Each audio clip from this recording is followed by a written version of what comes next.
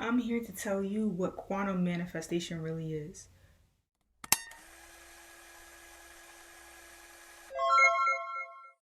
So, quantum, what is quantum? Quantum leaping, right?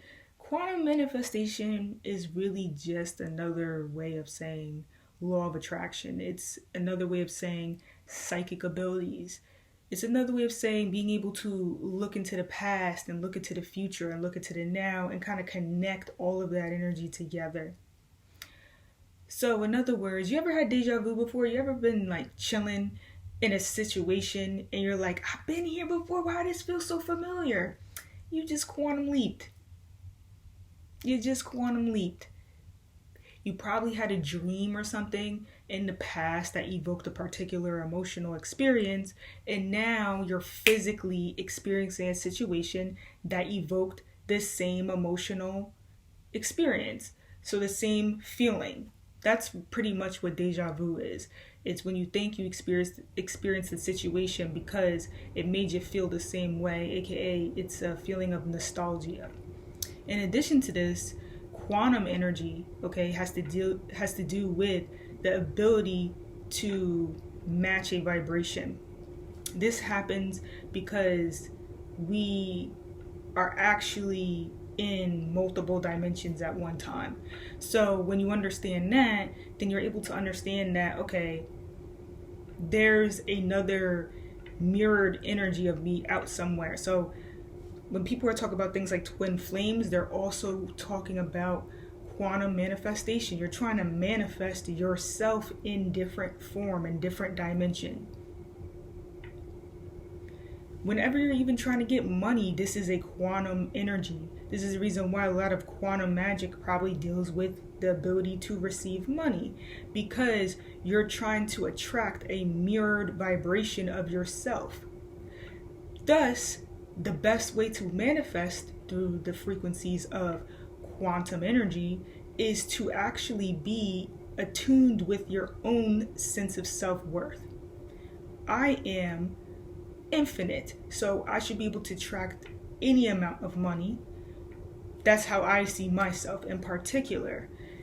It's your job to understand your own sense of self-worth.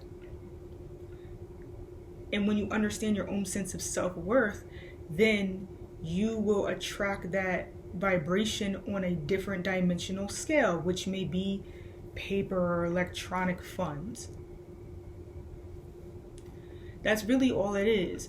So this is the reason why you'll attract certain people too, depending on how you feel about yourself. You end up attracting particular people in your life. But you have to be able to, again, let certain energies die out. That's the only thing that blocks people from manifesting these days. They don't know how to kill a vibration. I'm not saying go out there and shoot somebody up, but I'm saying, like, if you're sticking to a situation that ain't shit, and then you looking at a vibration that's at a way higher octave, you want to go after that, but you're stuck onto this, and that don't make sense.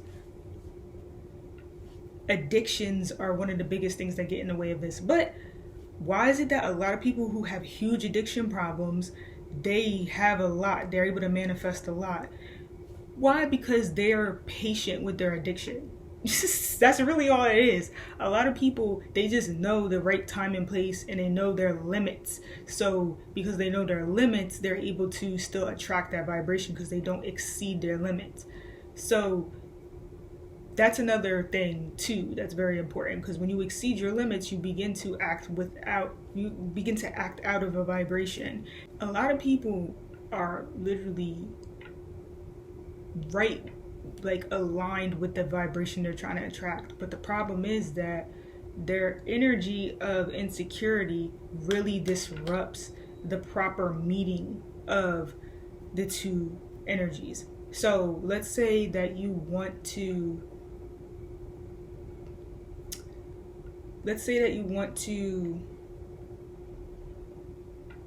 get enough money to start your own business, right? So this is the money to attract your own business. So the thing is that most people have to undergo a process in which they have to hit the vibrations like this. So the thing is, I hope I'm not too out there right now. I'm like, they gonna look at me like, what is this bitch talking about? Just watch the diagram. So you're quantum leaping to the frequencies, right? But the thing is that impatience kind of messes up the process. So you're quantum leaping, but it's like what will happen is some people get like right here or something like that, and they'll just tap out of the vibration. It's like weird. You have a specific maze, a specific pathway. If for some reason you gained a curiosity, but because you were uncertain, so uncertainty is the main thing. You were uncertain about what you wanted. You decided to go this way, and you came off your path. You came off your path. I hope that made sense. That's the main reason why people kind of mess up that quantum manifestation process. So you have to know what you want, and you have to be quite certain about it.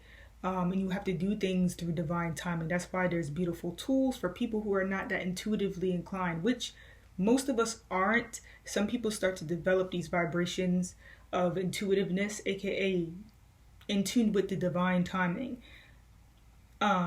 We could start to develop this, a lot later in life. Females are a little bit better than males, and be completely honest. But in terms of understand, like feeling energy, because men tend to be too much into themselves to feel the external forces. So this is why a lot of men tend to latch onto women or watch women, because they're actually just looking for the signs for themselves. So the thing is, tools like astrology and stuff could simply help you to understand divine timing. You could just simply follow your natal chart, follow the transits. That's why, you should watch astrologers and stuff. You should watch tarot readers. They're helping you. So just flipping listen. So I tell people, stop trying to listen to everything that's going to bullshit and tell you some bullshit. Like, listen to the real stuff that's going on so you can act with divine timing. And then you're able to hear the right vibrations, feel the right vibrations, see the right vibrations, and move towards what you deserve. Whatever it is that you want. If it's like makes sense. Some people be wanting some stupid stuff. But that's the main thing that you have to understand when it comes to quantum manifestation.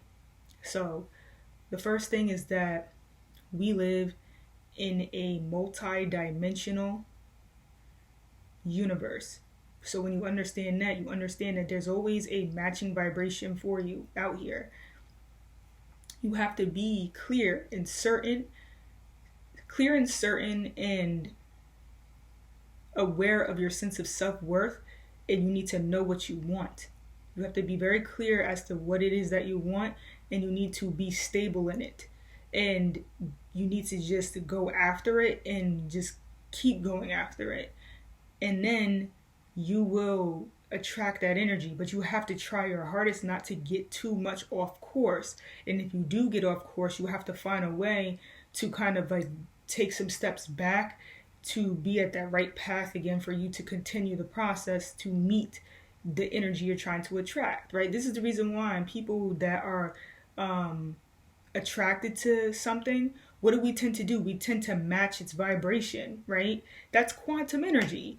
You know that dimensionally speaking, in order for you to meet a certain frequency, you have to match that vibration in another dimension.